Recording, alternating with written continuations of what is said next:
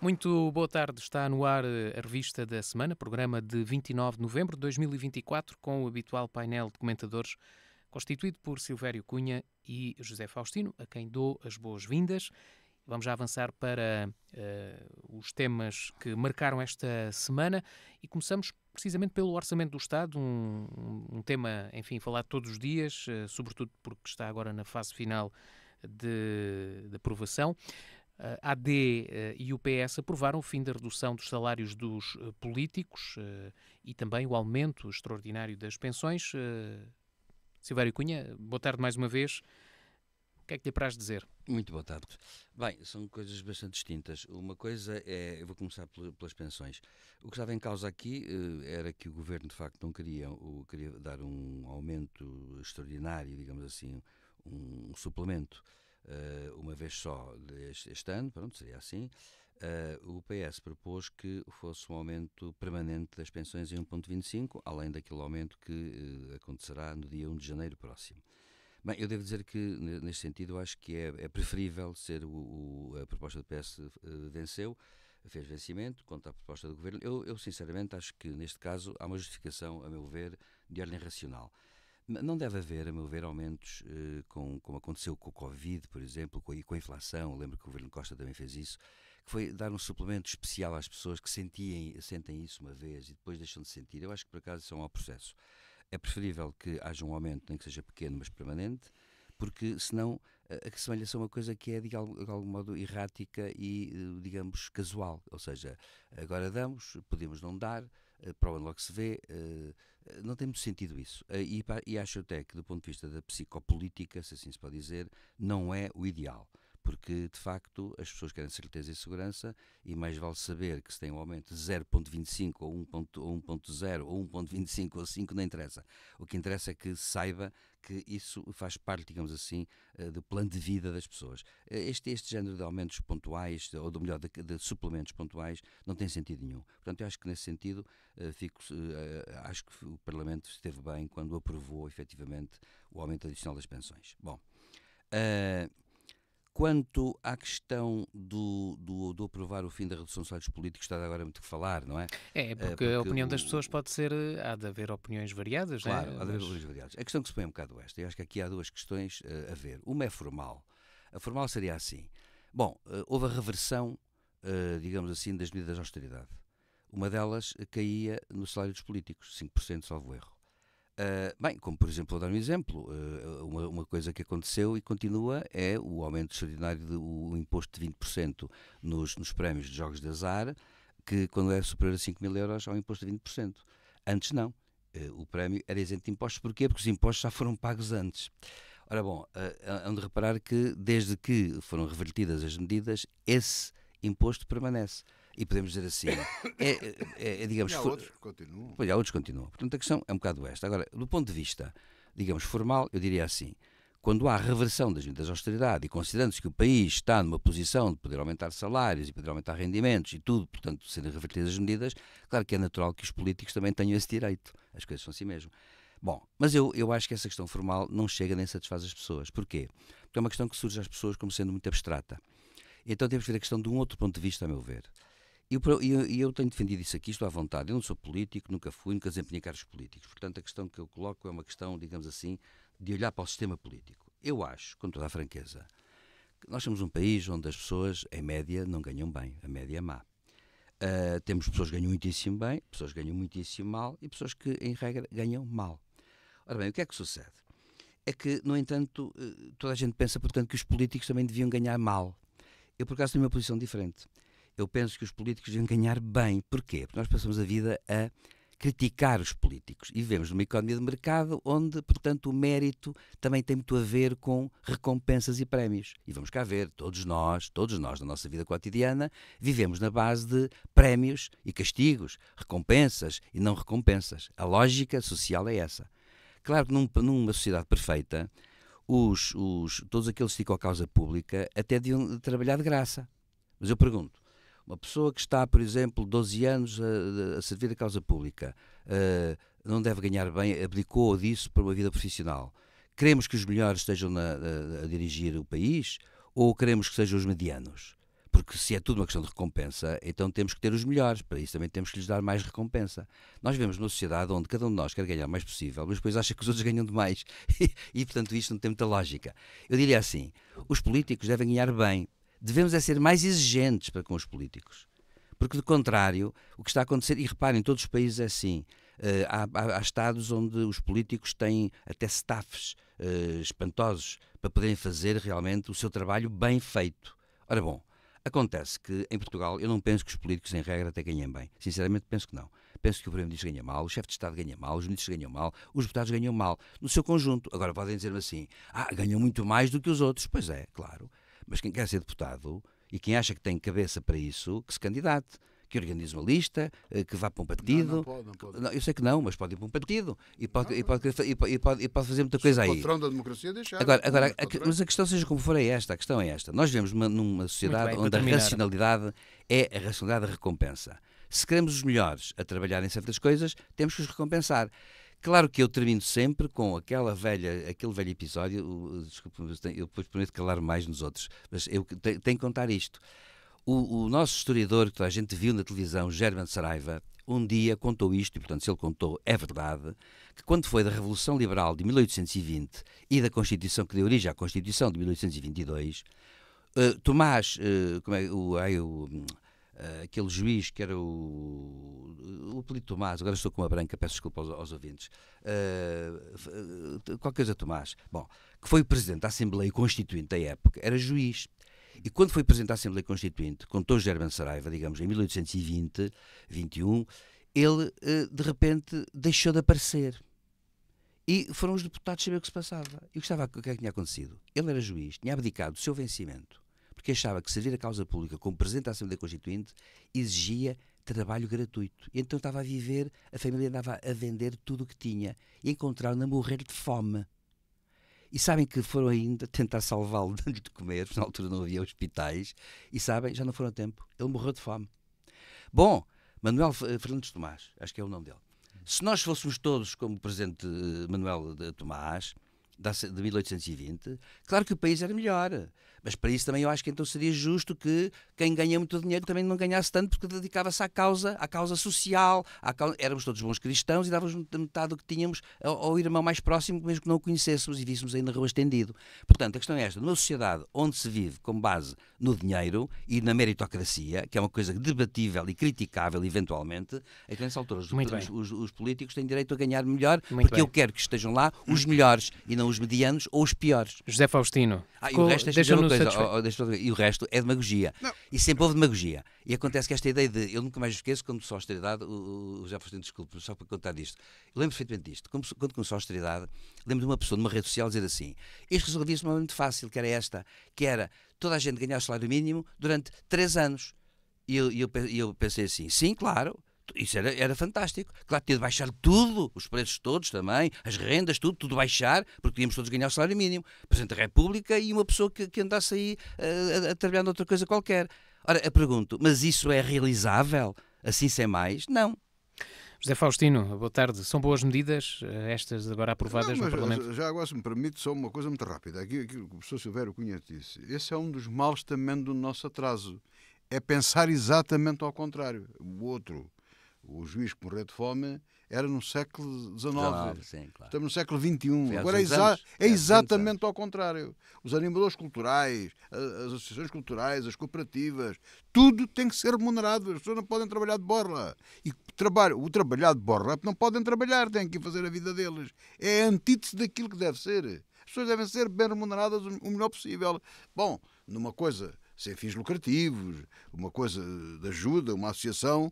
Claro que não pode pagar muito bem, mas alguma coisa deve pagar para que as pessoas se sinta compensada do seu esforço, dos seus gastos que ele tem que fazer para fazer aquilo. A nossa mentalidade é exatamente ao contrário. Já melhoramos, já estamos outra vez piores. Já andamos a contabilizar os almoços que se têm, os jantares, o que é que comeram, o que é que deixaram de comer. Eu estou à vontade...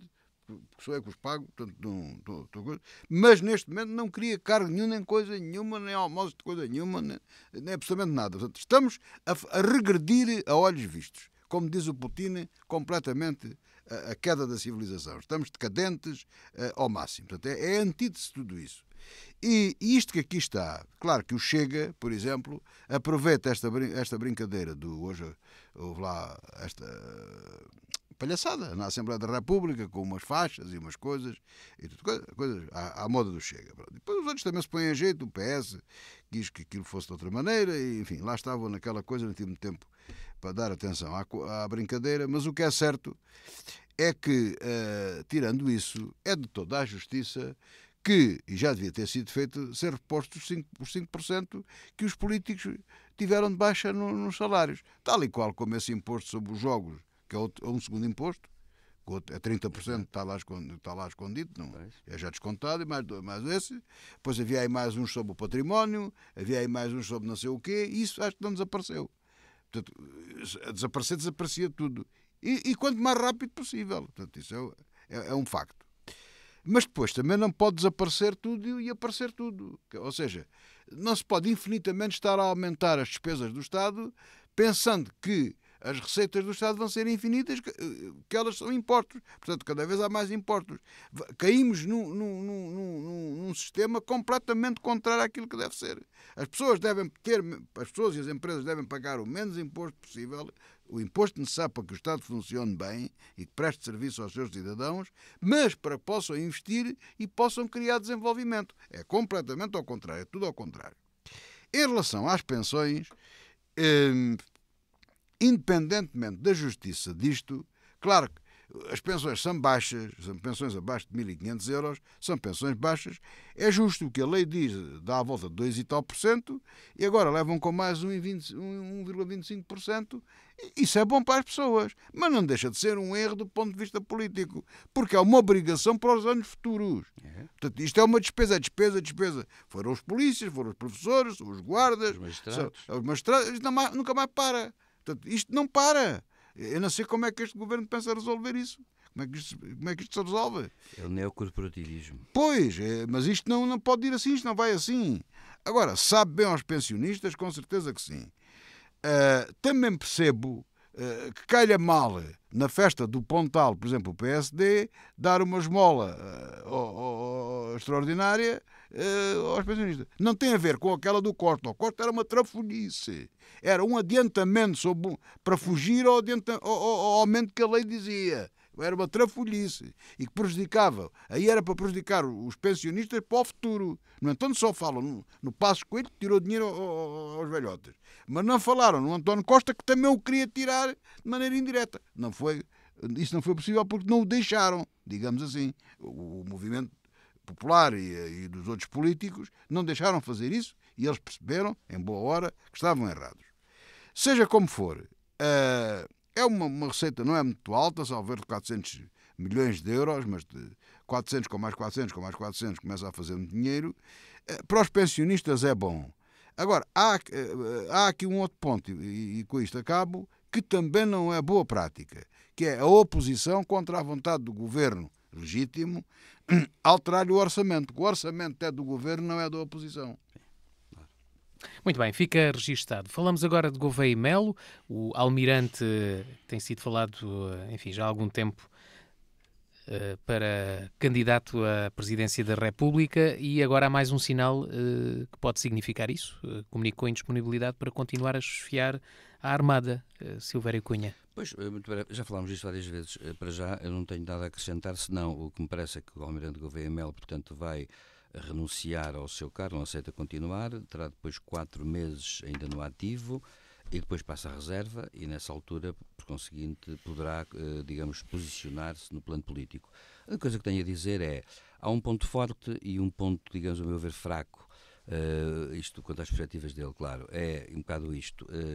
O ponto forte é que, de facto, ele, digamos, é uma pessoa que, como é muito conhecida, tem capacidade, obviamente, e é uma pessoa com capacidade para se candidatar a qualquer cargo. Portanto, a questão não está aí. É um cidadão, aliás, além de mais, português com direitos, e, por conseguinte, ele tem direito a isso. Agora, qual é o ponto fraco até agora? Que é, No fundo, toda a gente critica porque dizem, não conhecem qual é o pensamento político dele. Bem, a verdade é esta, como ele já explicou numa entrevista, ele também não podia explicar qual é o pensamento político dele, porque, como chefe do Estado-Maior da Armada, não pode ser declarações programáticas do ponto de vista político. Portanto, a questão não é essa, a questão é saber o que é que ele vai dizer agora. Eu estou convencido, a minha intuição diz-me assim, o Gouveia Melo é um centrista. Não, é um centrista. E, portanto, vai aparecer com um programa desse tipo e com uma atitude a esse nível. É evidente. A única coisa. O centrista é na área do PS e do PSD. Sim, é um homem que vai captar. Não, vai captar o eleitorado centrista, que é o eleitorado moderado e que quer, digamos, uma sociedade, digamos assim, harmoniosa e uma sociedade, digamos assim, equilibrada no sentido tradicional do termo. E, portanto, ele aí não vai ser um homem de rupturas, penso eu, por conta da franqueza. Pode estar enganado, claro. Afinal de contas, eu ainda não ouvi falar sobre política concreta. Agora, há uma questão mas há princípios que ele defende e tal, disciplina, eu julgo que vai por aí. Agora, há uma coisa que me parece que é clara, que é a seguinte. O grande obstáculo que ele vai sofrer vai ser o facto de, historicamente falando, tirando o general Yanes, que foi eleito presidente em condições, digamos, muito especiais, que foi nosso primeiro presidente, digamos assim, constitucional, digamos, da atual Constituição, ele não é sustentado por nenhum partido. E isso, até hoje, deu mau resultado para os candidatos. Até hoje. Agora, não sendo nenhum partido, é claro que isso levanta problemas para ele. Agora, o grande problema que se vai pôr aos partidos, e acho que é o ponto de negatividade que ele pode sofrer por parte dos partidos organizados, e com isto termino, é que precisamente ele não deve nada a ninguém. Portanto, ele não é oriundo de uma área política explícita, expressa, e que à partida haja prejuízos sobre isso. Ora, isto põe os partidos nervosos, porque os partidos querem sempre que o seu candidato ganhe e fica um bocado preso, digamos assim, à sua área partidária e à sua lógica partidária. Gouveia Melo, de facto, aparece como sendo um outsider a esse nível. Note-se, e como outsider que é, os partidos não vão ter com ele um comportamento muito claro e vai ser até um bocado opaco. Portanto, eu acho que se ele avançar, vai jogar uma cartada forte. E vamos ver. José Faustino. Eu acho que eu não vejo fraquezas na candidatura do Almirante Gouveia Melo. E a grande força é, de facto, essa. Não é empregado de nenhum partido. Portanto, nenhum manda nele. Portanto, nem o Montenegro, nem o outro lado do PS, ninguém manda nele. Portanto, a ideia dos Presidentes da República é mesmo essa: é um cidadão que se candidata individualmente, é um órgão individual. E, portanto, Gouveia Melo apresenta-se sozinho, e os partidos, se quiserem apoiar, apoiam. Se não quiserem apoiar, não apoiam. Cada um de nós, se quiser apoiar, apoia. Se não quiser, não apoia. Se quiser votar, vota. Se não quiser votar, não vota. Assim é que deve ser. Portanto, eu digo assim, à primeira vista, há 20 ou mais anos que não temos um candidato deste nível. Exatamente. Portanto, se as coisas não falharem, ganha por muito. Eu espero que está tudo a prever uma segunda volta. Não, eu prevejo que ganha a primeira. Contra os que se perfilam à primeira. Mas porquê? Porque o desempenho que teve na altura da pandemia, o desempenho que agora teve como na chefia da... A gente aqui isto não é redes sociais. As redes sociais é que vêm essas coisas, não é cá pandemia, nem pandemias. O Almirante Gouveia Melo é um homem de carreira, é submarinista, portanto, tem uma carreira notável nessa área, tem um projeto de defesa nacional como ninguém tem, que foi aprovado, tem um barco que os outros, um projeto... Sim, mas teve mais visibilidade para o público em geral. Calma, já lá vamos. Não, mas está bem, mas isso das visibilidades, as visibilidades são conforme a gente as quer fazer. E apresentou um projeto, porque o pessoal quer comer pastéis de nata e estar aqui e bolachinhas e leitinho morninho. Estão-se a esquecer que temos a guerra na Europa e não querem gastar dinheiro em armas. Esse é que é o ponto. E isso ninguém se quer meter nisso. Portanto, parece que estão noutro mundo. Ora não, nós vivemos neste mundo em que estamos. E acontece que o Almirante é militar e que tem um projeto, acontece isso, tem um projeto de defesa nacional, sobretudo na área dele, na Marinha. Tem um protótipo de um barco que foi aprovado, Portugal vai fazer o barco. Há países já que querem fazer aquilo, inclusivamente os Estados Unidos estão muito interessados naquilo. Não é? Na ideia dele, tem um trabalho extraordinário de desenvolvimento dos drones, de equipamentos teleguiados e essas coisas todas que são hoje componentes importantíssimas na guerra híbrida.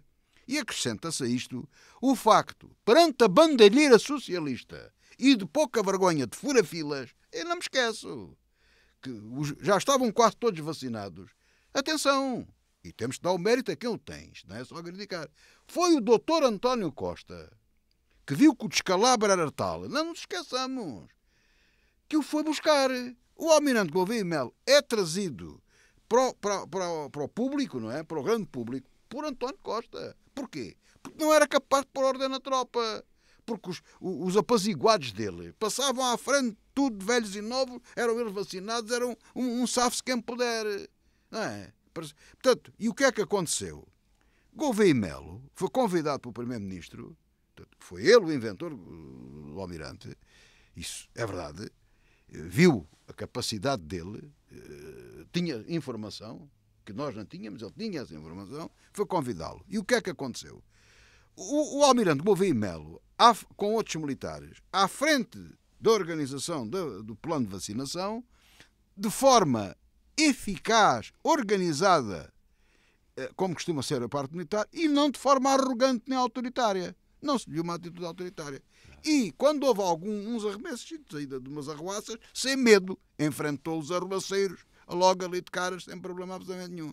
Isso só precisa ir para o focinho. É assim. Foi como a outra que queria. Convidou o comandante da polícia para um campeonato de boxe. Foi uma pena o outro não ter aceito. Devia ter dado uma sova que era para ele ganhar juízo. Portanto, é um homem que tem todas as características para se poder acreditar nele. Bem, agora, há defeito, problema. Não sabemos a ideologia dele. Ainda bem. Mas porque é que ele tem que ter uma ideologia? E não é a ideologia que eles querem saber. É que partido é que, para que partido é que ele pende. Não me interessa nada disso. O que a mim me interessa é como é que ele pensa. Porque esse é o papel do Presidente da República. O Presidente da República não vai governar, infelizmente. Devia governar, na minha opinião, mas não governa.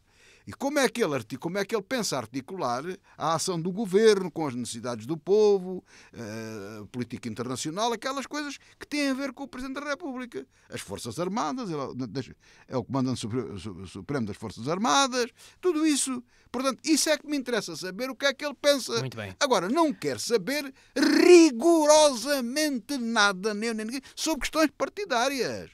Nada, ele não tem a ver nada com os partidos e por isso é um potencial ganhador e por isso é que as sondagens lhe dão à frente em todo o lado. Muito bem. Dá 10-0 a qualquer um dos outros que andam. Vamos para o próximo tema. E é um bom exemplo, mais, só para acabar, Sérgio, desculpa lá. É um bom exemplo, talvez dê para refletir, se as coisas correrem bem, para perceberem a relação do nosso regime e dos partidos. Os partidos tomaram conta do regime e estamos todos reféns dos partidos. E isso é a hora de acabar. Tem que acabar isso. Ainda bem que aparece um candidato independente. E ainda por cima militar, porque pelo menos sabe o que é ordem e disciplina. Muito bem. O isto próximo não tem tema... a ver com o salazarismo. Não é logo igual, está ele. Não, eu não sou salazarista. Nada, zero. Vamos para o próximo tema. Esta semana, mais precisamente na quarta-feira à noite, o Primeiro-Ministro fez uma comunicação ao país, anunciou que um investimento de 20 milhões de euros para a compra de viaturas para a PSP e para a GNR, mas foi muito criticado por quase todos os partidos, enfim, de muitas críticas. Falaram que era houve quem falasse de uma declaração ao país esquisita, e houve muitas críticas. Por exemplo, o PS disse que já tinha havido o valor já estava previsto, este investimento de 20 milhões já estava previsto. Silvério Cunha, o que é que lhe pareceu?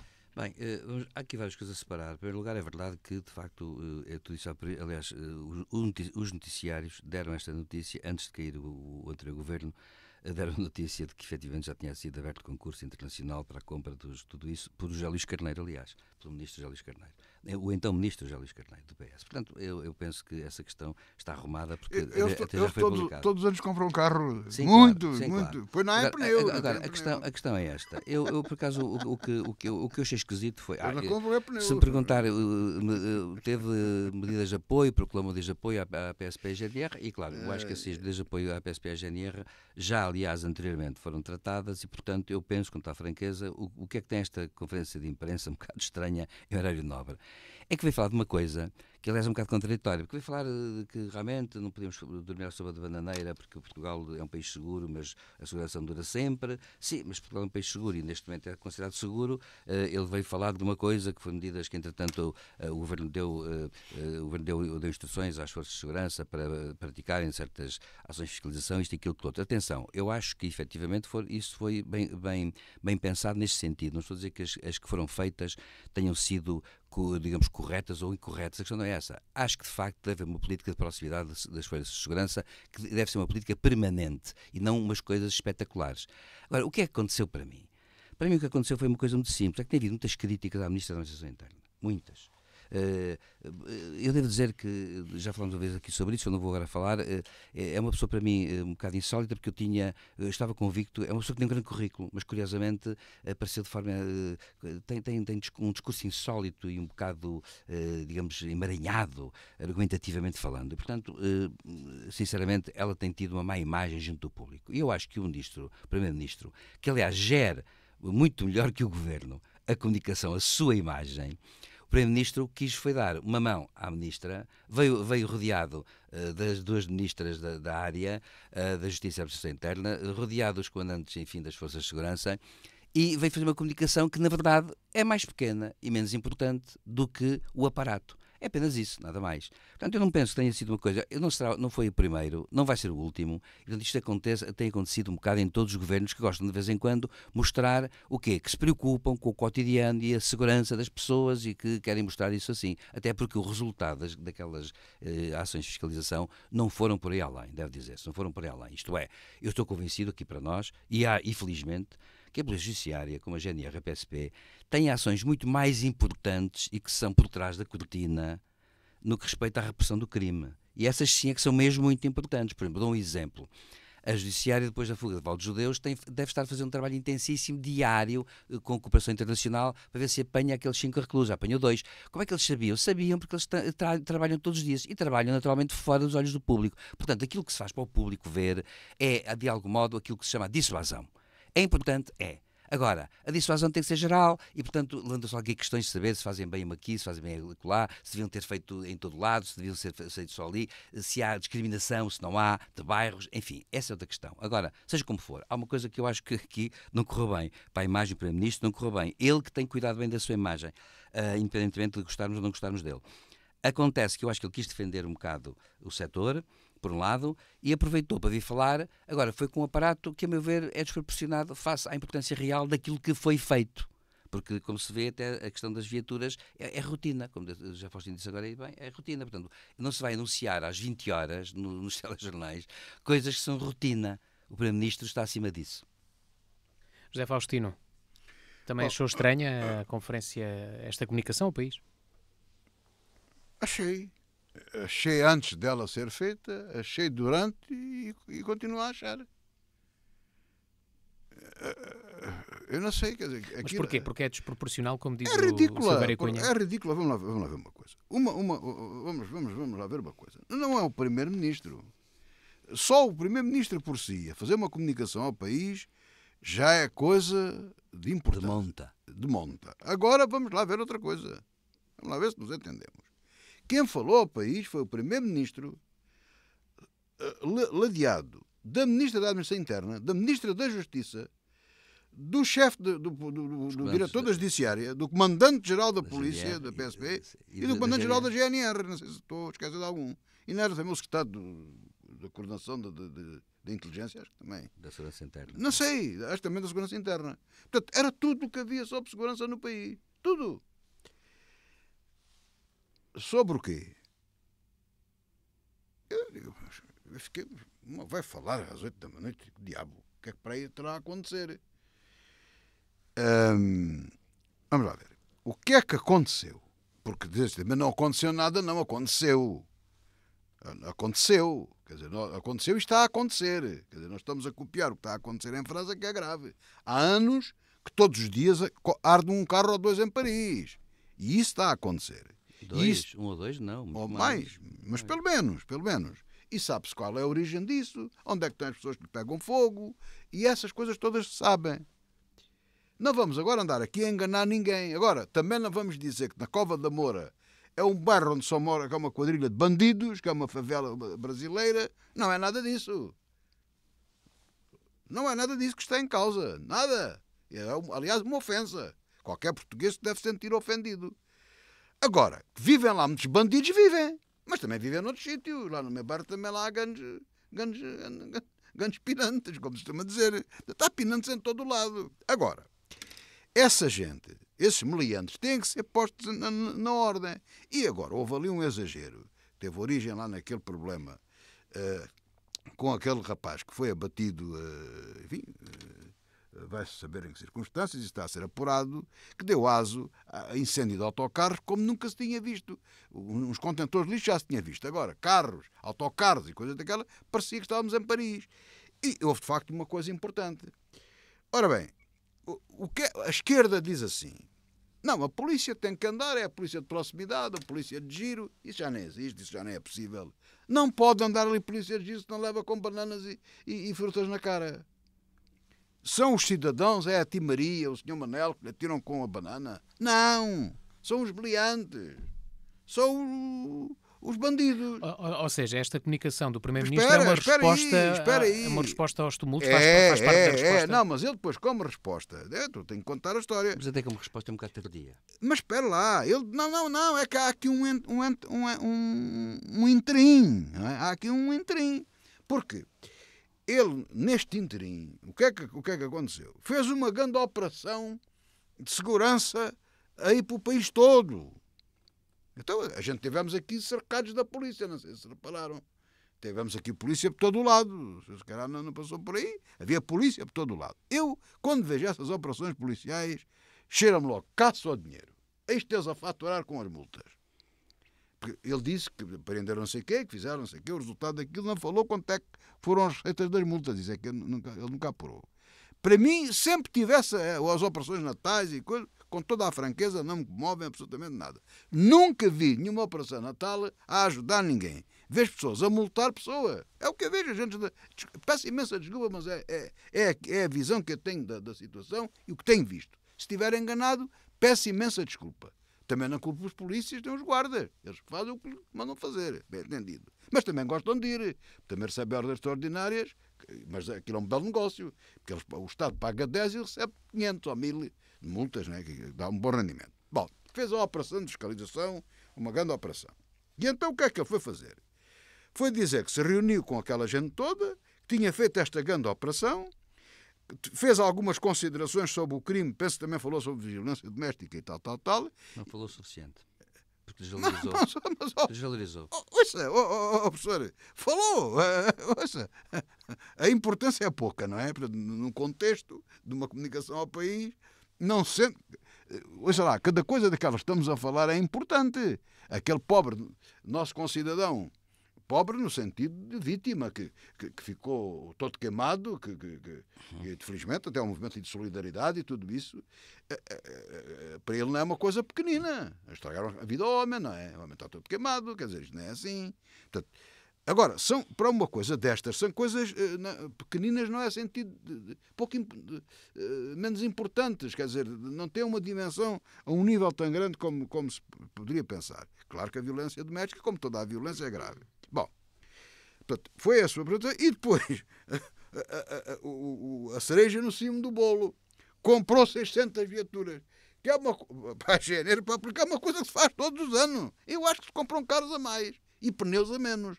Porque, se repararem, eu antes ia aí às oficinas, olha, tenho paciência para isso, ia às oficinas, os meus carros para os arranjar, e às vezes estavam lá os carros da polícia, tinham todos os pneus carecas, da polícia da guarda, só entre os da guarda. É claro, como ninguém os fiscaliza, aquilo andou, era até às lonas, completamente carecas. Para concluir, José Faustino. O Isaltino Moraes teve que comprar carros à polícia. Muito bem. Pronto, isto não houve nada de novo. Ou seja, o governo, e como mais à frente iremos falar noutro assunto, o governo nunca foi, o PSD nunca foi especialista, nunca foi bom em comunicação. Nunca lá teve o Luís Pacha Martins. Pronto. Muito bem. E então, e acha que foi esse o problema? O problema é este, isto corre tudo mal. Mas é pior do que isso, eu vou já acabar. Isto, para mim, é já um sintoma de uma decadência de visibilidade do governo. Quer dizer, o governo está a começar a entrar no ciclo das trapalhadas. Parece-me que é um castigo que nós temos. Os governos entram na hora da atrapalhada. Pronto, está entrando a atrapalhada. Vamos lá para o próximo tema. Qual é o próximo? O próximo tema é... olha, está já outro. Ora, aí está Erro nos números de alunos sem aulas. O Ministro já pediu desculpa. E já uma notícia de hoje, o Ministério pediu uma auditoria externa para apurar o número de alunos sem aulas. Silvério Cunha. Pois, acontece, devo dizer o seguinte, eu não conheço o Ministro da Educação... Mas, professor, repara onde é que está o problema disto. Isto não tinha problema nenhum. Onde é que está o problema? Eles querem a propaganda, a comunicação. Ou seja, com o azar de comunicar uma coisa que nem existe. Pronto, exatamente. Já não morremos hoje, que era isso que eu ia dizer. Que é exatamente Peço desculpa, sério. É que o Ministro da Educação, deve dizer-se, é um grande académico e um grande professor, digamos, especialista em economia.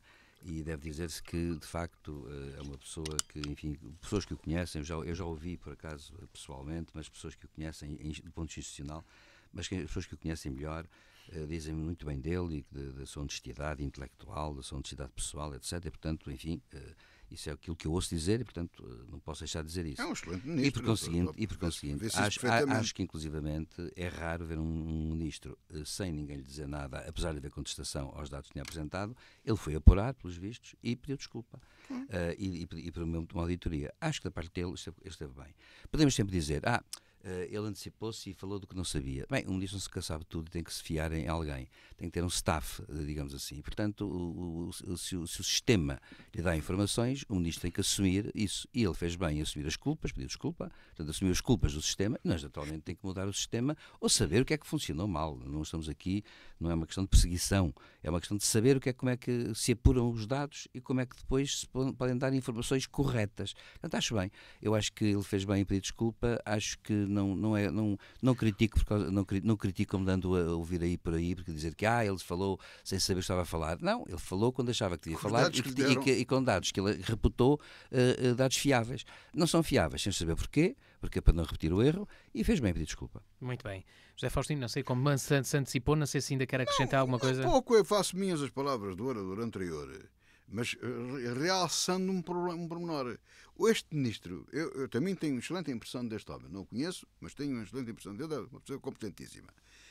Ele veio anunciar esta coisa por ordem do Primeiro-Ministro. E no Conselho de Ministros é que decidiram, vamos apresentar trabalho, coisas atabalhoadas. Eu não acredito, e na linha daquilo que o professor Silvério Cunha disse, eu não acredito que este homem, este ministro, viesse apresentar isto. Ele apresentou isto porque foi falado no Conselho de Ministros que toda a gente ia apresentar serviço. E ele deu-me lá os números e tal. E apresentou os números. Azar, os números não estavam corretos. Muito bem. Mas eu não acredito que fosse da iniciativa dele, não acredito. Muito bem. Duas celebrações importantes para o Alentejo. Esta semana, 10 anos da classificação do Cante alentejano pela Unesco e 38 anos da classificação do Centro Histórico também pela Unesco. Silvério Cunha. Acho que são duas grandes celebrações para a cidade de Évora, nomeadamente, e para o Alentejo. E, portanto, eu acho que, de facto, devem ser bem celebradas.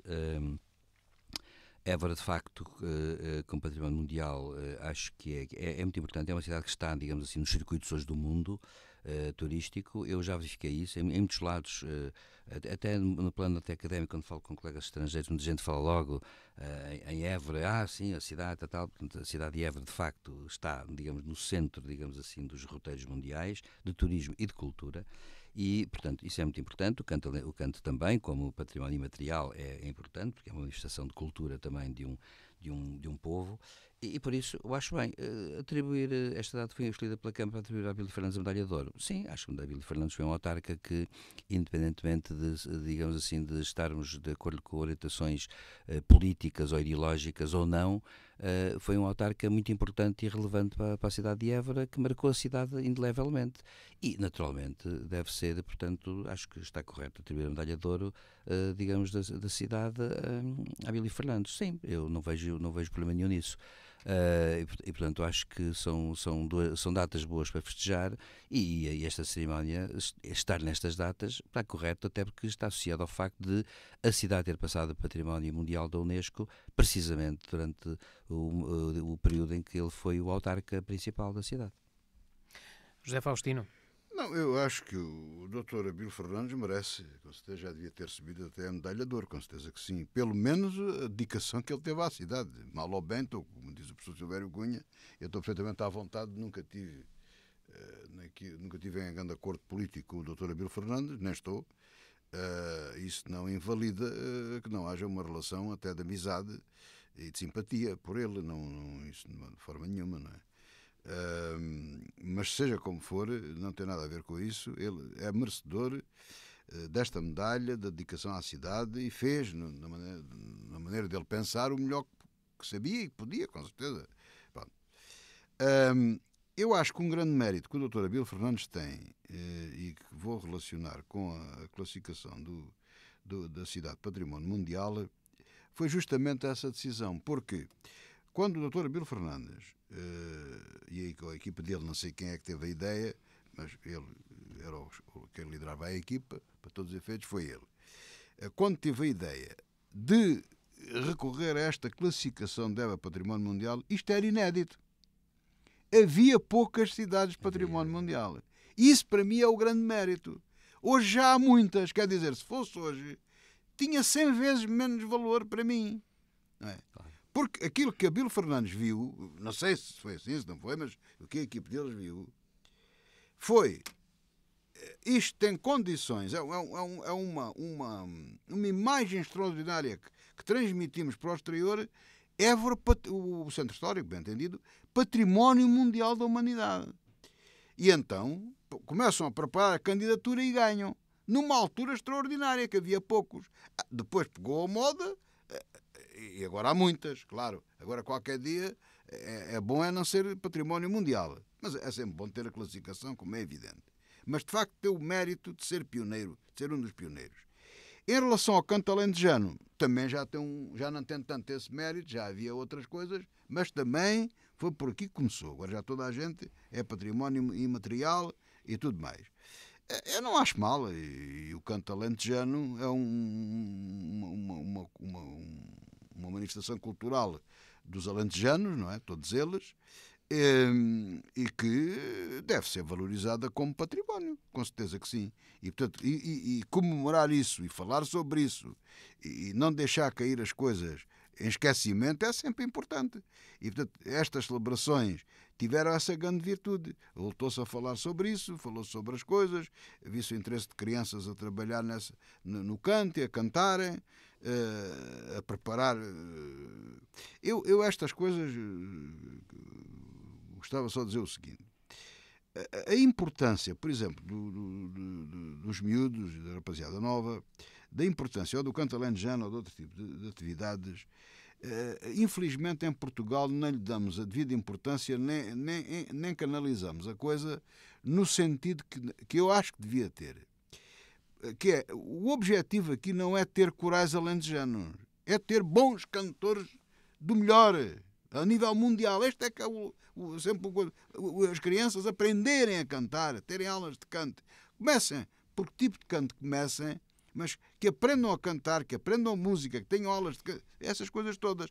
Claro, não vamos ter em Évora 10 Pavarotes e 6 Plácidos Domingos e mais 9 José Carreras. Não vamos ter.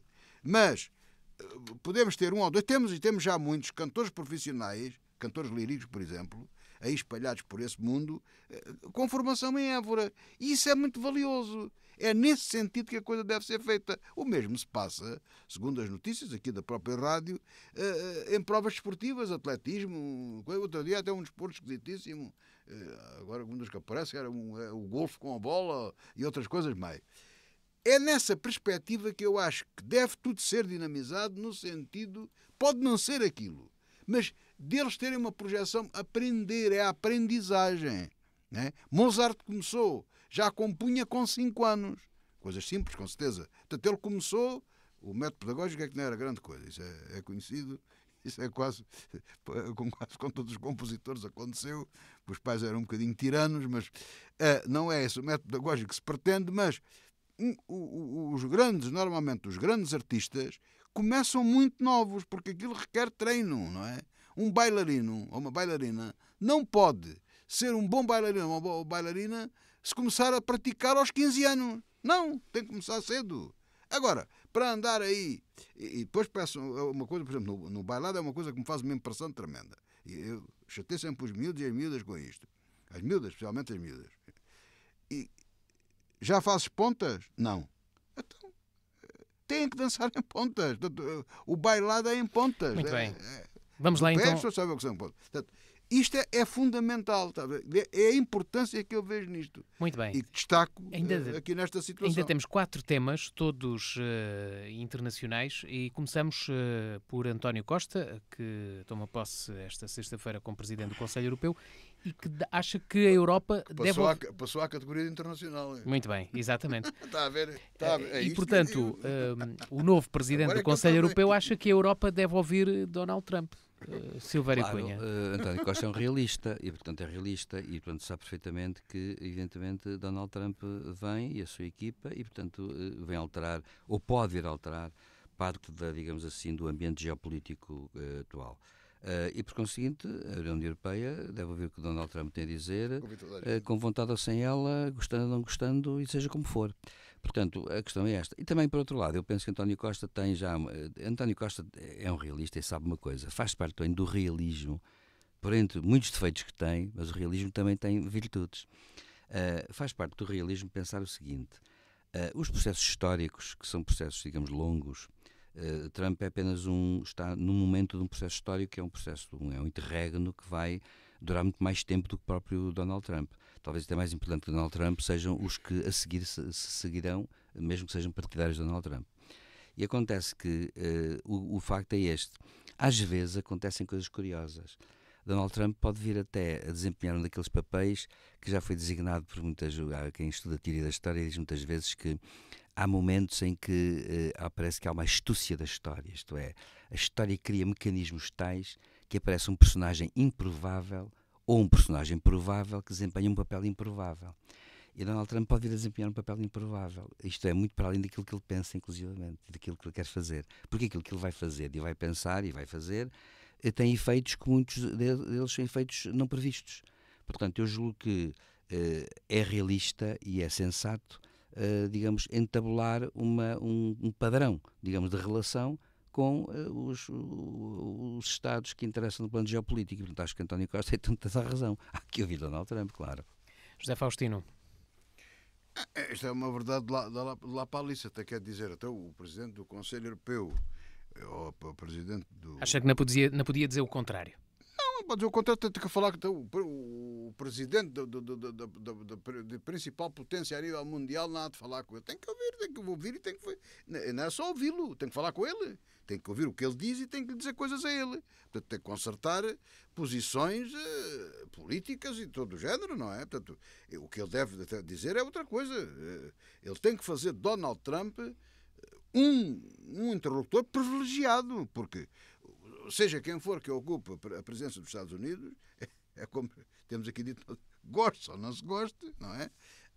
É um parceiro da Europa, não é? Portanto, tem que falar com ele. Ele também vai ter que falar com o presidente chinês, vai falar com o presidente indiano, vai falar com toda a gente. Até ele representa a Europa, não é? Portanto, ele tem que falar com todos os países principais. Vai aos encontros do G20, provavelmente do G7. Então, ele está na fina flor dos grandes países, não é? Tem que falar com todos, com os amigos, com os inimigos, dele pessoal, não é? Ele não tem amigos nem inimigos. Tem que falar com toda a gente e estabelecer o mais possível pontos de entendimento. Porque, vamos lá ver, António Costa, se fizer um trabalho bem feito, que espero que faça, melhor do que o que fez cá em Portugal, ele tem um trabalho árduo para frente. O mundo não está fácil e não é fácil estabelecer pontes neste momento atual que vivemos. É difícil. Ele tem um trabalho muito árduo para frente. Atenção. Muito bem. E agora falamos sobre o livro que foi lançado agora recentemente pela ex-chanceler alemã Angela Merkel, que retrata a sua vida política e pessoal. E no livro está também o reconhecimento da parte dela de que a sua reputação foi arruinada no sul da Europa por causa dos resgates financeiros. Silvério Cunha, que recordações... Olha, eu não li o livro, mas é um livro que eu hei de comprar, porque quero de facto ler. Por uma razão, porque acho que é um livro, aliás, muito grande, é um livro de mais de 800 páginas, segundo ouvi dizer, e portanto é um livro que deve ter muita coisa, e ela, portanto, ela tinha 35 anos quando acabou a RDA, portanto tem uma memória muito grande do sistema em que vivia antes e depois do que aconteceu depois, portanto deve ter muita coisa para contar. Lá? E vivia lá. E acontece que, mas há uma coisa que para mim mas eu li uma entrevista que ela deu entretanto a um jornal, e acontece que nessa entrevista o importante, a meu ver, é isto. Ela mantém a sua posição, ela, como sabe, foi muito criticada depois com a invasão da Ucrânia, considerado que foi um erro para aqui e para acolá. E acontece que ela veio defender a sua posição neste livro, ela defende a sua posição dizendo uma coisa, dizendo que ela é uma liberal internacionalista, portanto, sempre foi. E defendeu, portanto, sempre isso. O liberalismo internacional assenta na ideia de paz que digamos, tem um pilar básico, é a economia e o comércio internacional. E, portanto, ela acha que através disso se conseguem, digamos, aplanar as dificuldades e, digamos assim, acabar com os aspectos bélicos. E disse ela também na entrevista que o que nunca pensou foi que Putin saísse fora completamente desta previsão e aparecesse, como já aqui uma vez aliás disse também, como aparecesse como um homem que é do século XIX. De facto, Putin tem uma ideia de política externa do século XIX.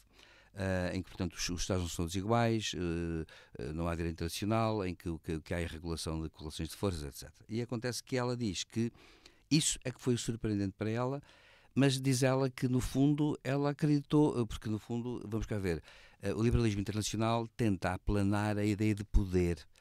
Diz que, no fundo, que as relações são políticas, isto é, o poder com regras, e são políticas. E o que aconteceu foi que lhe saiu, neste caso, é caso para dizer que se aplica aquela máxima, que não se aplica a todas as armas, mas que saiu o tiro pela culatra. Ou seja, ela foi dar com uma pessoa que dá muita importância ao dinheiro, sim, ao seu dinheiro, pessoalmente falando, Putin, mas que dá mais importância ainda ao poder. E, portanto, um homem que olhou, e de facto é verdade, ele avisou, e Merkel, aliás, naquele célebre discurso em que Putin, em 2007, perante McCain, Angela Merkel e outros dirigentes europeus, faz um discurso muito duro, que praticamente anuncia o que ia acontecer. Quando ele faz isso, há uma coisa que se deve dizer, é que ela estava com ar preocupado. Ou seja, apareceu um homem que disse: o importante é o valor do país e o seu papel no meio do poder global. E vocês não perceberam isso e hão de perceber que não é uma forma de tratar a Rússia assim. Ele disse uma coisa até muito dura. E ela acontece que não esperava isso. E, portanto, ela agiu racionalmente. E saiu-lhe o tiro pela culatra. Portanto, é isso. E acho que é importante ela ter dito isso. José Faustino. Eu acho que a chanceler Merkel fez um trabalho bom, quer dizer, ainda acima da média da mediocridade em que vivemos, não é? Agora, ela pode dizer aquilo, agora as coisas são como são, e nós, com o passar do tempo, hoje conseguimos fazer uma avaliação do trabalho dela, não é? Portanto, isso pode considerar, de um modo geral, um trabalho positivo. Nesses dois pontos mais quentes, que foi a imigração, como quisermos, e a relação com a Rússia, e dizer com a União Soviética, a boca às vezes foge-me para a verdade, por lá estou eu, para a Rússia, e ela pode defender a dama dela, com certeza não lhe fica mal justificar aquilo que ela pensava, e nem é obrigada a reconhecer que errou, enfim, não tem problema nenhum. Agora, que errou. Portanto, não foi só ela, os seus colegas não, o atual chanceler também errou, o partido dele também errou, toda a gente errou, o outro nem errou, o outro é administrador da Gazprom, portanto, esse nem errou nada. Portanto, o problema aqui está em que, na realidade, e não há aqui muita volta a dar, houve um erro de cálculo em relação a Putin. Putin enganou todos, não foi só a Merkel, enganou a todos, temos enganado a todos, há anos que nos andava a enganar. Portanto, temos um novo Hitler disfarçado de cordeirinho, mas o Hitler também foi assim. Também é a mesma coisa. Portanto, ninguém viu o Hitler, viram um outro, virou o Putin. Mas não, é igual ao Hitler, é outro Hitler. E portanto, não o viram. E a justificação eventualmente liberal e das trocas comerciais e da energia, que é aqui muito importante, a energia russa que funcionava como contrapeso com outras coisas e com outro equilíbrio de importação e exportação, transações entre a Rússia e a Alemanha e o resto da Europa, não compensa o mal que isto poderia trazer depois à Europa. Isso aí, hoje sabe-se que é assim. Também admito que na altura em que ela passou por isso, não é fácil fazer este tipo de análise. Porquê? Porque ela partiu de um princípio, percebeu, porque lidou e falou com ele e conhecia-o, o Putin, que era um indivíduo manhoso, vamos assim dizer, mas controlável dentro dos acordos e tudo aquilo. Não. Ele não é manhoso. Ele é um ditador do século XIX ou do século XVIII. Ele é um Hitler disfarçado. Portanto, é um imperialista, um imperador. Ele quer aumentar o império conquistando tudo e todos. E mandar em tudo e em todos. Portanto, este é o problema. Em relação à imigração, penso que ela tem base para se defender e tinha alguma razão. Portanto, ela, de certa forma, marcou uma posição diferente na Europa em relação à imigração. Não sei se é a melhor solução, não sei dizer isso. Isto é como o outro, tem que se provar que há outra melhor. Não é? E ela pensa a longo prazo, não pensa no prazo imediato. Exato. Portanto, a medida não está errada. E o que é certo é que ainda ninguém demonstrou melhor do que ela fez nessa matéria. Claro. Agora, que o problema existe. E ela tem um grande mérito. Além de apresentar uma solução e ter feito o que fez, não varreu o problema debaixo do tapete, que é o que ainda hoje muitos fazem. Israel e o Hezbollah anunciaram cessar-fogo esta semana, Silvério Cunha. Pois, eu acho bem. E, portanto, boas notícias. Acho bem, e agora vamos ver, obviamente, o que é que vai acontecer entretanto, até por uma razão. Porque quer o Hezbollah, que não mudou posição nenhuma, quer Netanyahu, vão querer sempre neste cessar-fogo, é um cessar-fogo aparente e é um cessar-fogo onde cada parte vai tentar posicionar-se da melhor forma possível para o futuro. E, portanto, eu diria que é um cessar-fogo que eu não tenho muita esperança, digamos, no futuro dele, porque acho que o conflito é inevitável e, portanto, julgo que vai ser uma questão que se vai pôr, digamos, que é para já um alívio para as pessoas que sofreram as tragédias dos bombardeamentos e também é verdade que também é um alívio para os 60 mil ou 70 mil israelitas que tiveram que abandonar o norte do país. E estão abandonados, não regressam. E, portanto, acontece que... eles não regressam. Han de regressar. Agora, a questão é o que a gente vai ver. Não regressam, não. Segurança. Eu já falo. Agora, seja como for, acontece que é um alívio... É um alívio para os inocentes de cada lado. Agora, a questão que se coloca é esta. Eu acho que é uma coisa que é de curto alcance. José Faustino? Isto é uma paz podre. É melhor sempre a paz do que a guerra. Isto é uma paz podre. Isto voltou tudo atrás. Nada de novo. Isto se tinha feito antes. 30 quilómetros entre a fronteira com Israel e um rio que lá é 30 quilómetros. Tropas internacionais lá. É uma zona desmilitarizada. Olha o que é que aconteceu. O Hezbollah recua desses 30 quilómetros. Nem faz falta nenhuma lá estar. Não está para já a pensar em invadir Israel. Isso logo se vê. Não quer dizer que não invadem, que não planeia isso. Mas lança rockets de 30 km é canja para qualquer roquete, não é? O que é certo é que Israel fez um mau negócio. Porque os 60 mil desalojados que estão do norte de Israel não voltam, não regressam nestas condições de paz. Quer dizer, eu não acredito nisso. E, portanto, a tendência é este cessar-fogo foi bom para os sírios, não é? Libaneses. Peço desculpa. Para o Líbano, para os libaneses, esses sim regressam às casas e podem reconstruir a sua vida, têm tempo para o fazer. Também pode, ao fim de um certo tempo, pode-se partir tudo outra vez. Mas estes regressam, portanto, para os libaneses foi bom. Isso é bom, não há dúvida nenhuma. Tem a hipótese até, com a ajuda internacional, de reconstruir o seu exército, que não é a mesma coisa que o exército do Hezbollah. Portanto, o Hezbollah, ótimo, continua armado, vai-se reorganizar, vai se preparar para aquilo que der e vier, e Israel não consegue fazer regressar os seus 60 mil habitantes para as suas terras e para os seus sítios para tratarem das coisas. Ou seja, Israel continua, quer se queira, quer não, concordes ou não, Israel continua com duas faixas, duas zonas muito fragilizadas, ao norte com o Hezbollah e cá embaixo com o Hamas na faixa de Gaza. Portanto, Israel, estando a ganhar a guerra, estando a desbastar o adversário, não tem um problema resolvido. Por mais que isto custe, esta é a triste realidade. E quem disser o contrário disto, ou se está a querer enganar ele próprio, está a ver outro mundo que eu não consigo ver, há qualquer coisa que não joga certo. E agora, o último tema, que voltamos a Putin, já falámos aqui, que o presidente russo ameaçou... Mas deixa-me dizer uma coisa, é uma boa oportunidade, e se calhar vai acontecer, agora quase por simpatia, por cópia, não é? Fazer o mesmo com a faixa de Gaza, sem capaz de fazer para ali um acordo de 60 dias. Mas Israel não é bom negócio para Israel. Sobre Putin, voltamos a Putin para comentar a ameaça que fez esta semana de usar um míssil com carga equivalente a uma bomba nuclear na Ucrânia. Bom, nós já sabemos que na guerra, a questão nuclear é uma questão que até certo ponto, tirando os efeitos de prazo, pode causar baixas que no fundo hoje são superadas por armas convencionais. Aliás, já foi assim.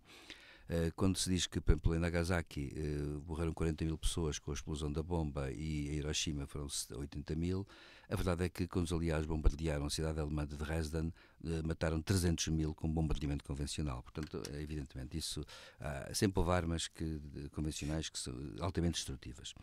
A questão, a meu ver, eu ponho a questão de outra maneira, portanto não vou pôr a questão das armas nucleares agora, vou pôr a questão assim. Eu julgo que estamos a chegar a um momento em que cada uma das partes está a querer posicionar-se no terreno para haver uma negociação, porque eu acho que vai ter que haver uma negociação. E como vai ter que haver uma negociação, essas partes que estão a posicionar-se, Putin é o homem do século XIX, está a posicionar-se o melhor possível, está a atacar o mais possível, para quê? Para precisamente pressionar o adversário e os seus aliados. A pensar já em Trump, até porque Trump, como se sabe, designou para ser representante para a questão da Rússia e Ucrânia um general que já expôs largamente o seu pensamento, que na verdade passa por tirar uma parte do território à Ucrânia de facto, ainda que possa não ser de direito, note-se, mas de facto, e sucede que Putin quer no fundo ameaçar com uma ideia que seria ainda pior, que é chegar até o Dnieper e daí isolar todo o sul da Ucrânia e o leste e ficar com uma fatia muito considerável já dos 30% do território ucraniano. Para quê? Para evitar, e a Ucrânia ficava destroçada porque deixava até praticamente ter acesso ao Mar Negro. Sucede que isto é, digamos, são as projeções, para quê? Para no fundo se negociar. Julgo que é o que já aconteceu com Putin. Putin quer agora fazer uma guerra ainda pior, de desgaste completo, para quê? Para mostrar que ele está numa posição de superioridade quando se negociar uma questão que para ele é cara, como já vimos, que é típica do século XIX, que é a questão territorial. José Faustino. Sim, o Putin vai ameaçando sempre com esta coisa das bombas e disto tudo. Quer dizer, mas o Putin não é... Vamos lá ver, o Putin é pior que o Hitler, porque o Hitler nunca andou a discutir quem é que tinha armas, nem quem deixava de ter, nada disso. Portanto, isso não era coisa que o preocupasse. Ele queria conquistar terreno. O Putin é manhoso, portanto, é um Hitler manhoso. É pior que o Hitler. Porque, quer dizer, ele quer ter as armas, mas não quer que os outros tenham. O que é uma coisa extraordinária. Quer dizer, ele quer... a história resume-se em poucas palavras. No fundo é duas equipas a jogar futebol, mas uma não quer ter baliza, quer só que a claro, baliza... Exatamente. só haja baliza do adversário. E ele é que diz essa bola não presta, agora outra, é isso mesmo, é jogar... Quer jogar e ser árbitro. É árbitro e mais, e põe o terreno à medida dele, ele é que estabelece as regras todas. Invalida os golos, não ele quiser. Ora bem, mas a história é esta. A Rússia assinou um tratado com outros países, tiraram as armas nucleares à Ucrânia, com o seu consentimento, bem dito, com o compromisso de não as usarem contra ninguém, nem contra a Ucrânia, né, e de defenderem os limites territoriais da Ucrânia. Portanto, o manhoso, o Hitler, o Super Hitler, enganou os homens a este ponto. Tirou-lhes as armas e invadiu-os. Ora, acontece uma coisa simples. Acontece que a Ucrânia tem todo o direito, como país que foi invadido e enganado pela Rússia, de pedir e de comprar os auxílios que muito bem entender e dar uso às armas e àquilo que comprar como bem quiser, não como o Sr. Putin quer. Ele vai fazendo as ameaças, porque eu já disse aqui uma vez que há aqui um problema delicado. Aqueles mísseis já de médio alcance, aqueles já atacamos, eles chamam 300 km, tem um problema complicado que é aí que o Putin se baseia. E a gente também não convém ignorar as coisas. Não é arma que os ucranianos agarram nela e operam, não. Aquilo precisa de ajuda dos americanos. É muito complicado aquilo. Aquilo é alta tecnologia. Eu quase diria, é quase inteligência artificial. Ou mesmo inteligência artificial. Então, aquilo precisa, é muito complicado. E é por isso que ele diz isso. Mas ainda ninguém disse ao Sr. Putin como é que eram os drones que vêm do Irão e como é que são as coisas que vêm da Coreia do Norte e por aí adiante. Alguma coisa sempre se diz, não é? Mas ele faz estas ameaças porque acha que tem o direito todo. O direito imperial de ter o império, não é? Agora, há sempre o risco dos mísseis que ele tem de meter ogivas nucleares, de meter ogivas convencionais. Esse risco existe sempre. É o que o professor diz. Quer dizer, ele só percebe força, portanto ele quer ter força, mas a Ucrânia e Zelensky também já percebeu que tem que ter força, não é? E Trump também sabe isso. Aliás, Trump é curioso. Nunca, antes da eleição de Trump, se tinha falado em dar uma arma nucleares à Ucrânia. Passou-se a falar nisso. Não foi ele que disse. Porque é o estilo de Trump. Porque o Trump é um negociante. E quando for falar com o Putin, ele tem que trazer qualquer coisa de vantajoso. Não quer dizer que a Ucrânia tenha qualquer coisa. Ele tem que ter ali qualquer vantagem. E se o arreliam, o negócio não lhe corre bem, eu vou dar armas nucleares à Ucrânia. Vem-se embora a arma nuclear, que é para estar em igualdade contigo. E depois volto cá daqui a uns tempos. Agora vamos pôr isto em pé de igualdade. E vou-lhe dar mais uns mísseis e umas coisas. E depois a gente negocia. O Trump é homem para fazer isto. Muito bem. Porque esse está convencido, esse não é imperialista, esse está convencido que é um homem, é um super-homem que está certo em tudo e que tem que vencer em tudo. Pronto. Ficamos por inclusivamente o Putin. Ficamos por aqui. Muito obrigado pelos vossos comentários. Marcamos encontro de hoje a 8 dias. Boa tarde.